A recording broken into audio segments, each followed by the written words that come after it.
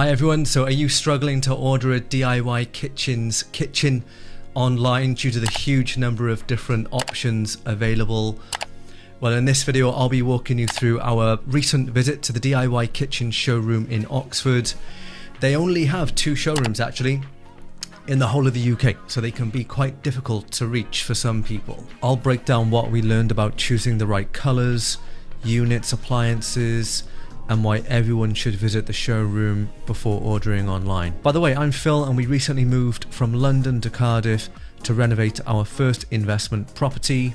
We left around 7 AM, caffeine levels pretty low, but the playlist was on point. And around 2 hours later, we rolled into the DIY kitchen showroom just outside of Oxford.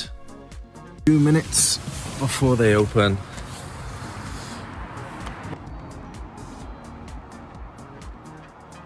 This is the UK's largest kitchen showroom with around 60 full-sized kitchen displays. It really is big inside with 2 different floors. You'll find real lighting setups, working kitchens, and no salespeople trying to upsell you, just friendly staff ready to help. The funny thing was we were actually interested in buying the kitchen there and then, but unfortunately it wasn't possible. Straight away we realised why visiting in person really matters. First of all is seeing the colours. Prior to going we found this India white worktop, but it didn't really look very white. So we decided in our online plan not to choose that colour. When we actually arrived at the showroom we noticed it was really quite a bright white and it suited exactly what we wanted. So we decided to switch what we previously chose for India white instead. Then we looked at the different unit materials.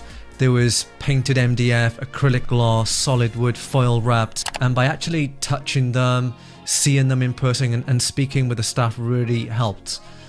We actually found that even the foil wrapped MDF looked and felt really high quality. The sinks were an interesting one.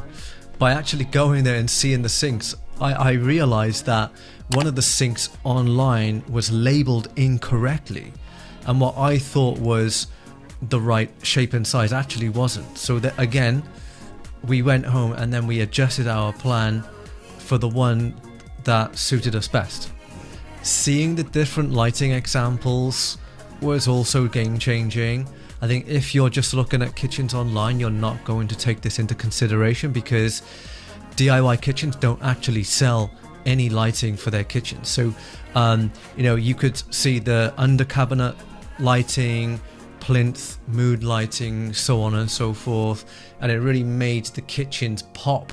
And I remember I stopped and I asked one of the members of staff, and he mentioned about going online and picking up some LED strip lighting and having that installed at the same time, and I think that'll make a real big difference. On that note, every display has its own QR code which you can scan, and then on your phone you will see a list of everything that's included in that display. So that could be furniture, appliances, worktops, so on and so forth. Even if DIY kitchens don't sell that item, such as a bar stool, they will tell you where you can go and purchase it. Now I thought that was genius, and that's really helped us to take lots of ideas and inspiration away. In terms of appliances, there's so many different types that you can choose from.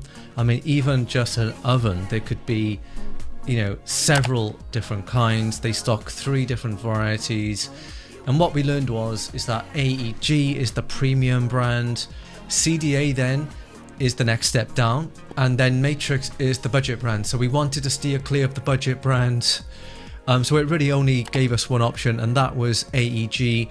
Not only that, if you go on the website you'll find lots of offers. So you can get a free dishwasher by purchasing a certain number of appliances, and you can also redeem a cashback offer with AEG directly.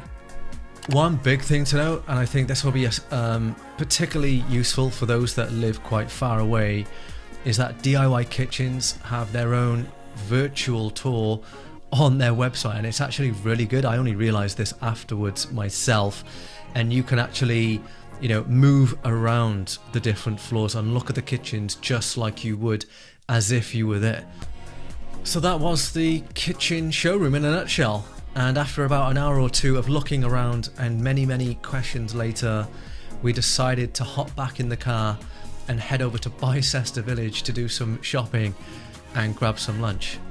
The village is only 40 minutes away, by the way, so if you have the time, we really recommend it. You'll find a ton of shopping and some okay restaurants. There's not a lot of restaurants, but there's a few to choose from. For anyone that's sat on the fence about visiting the showroom, I think you'll be pleasantly surprised at how much you'll learn and take away from your visit.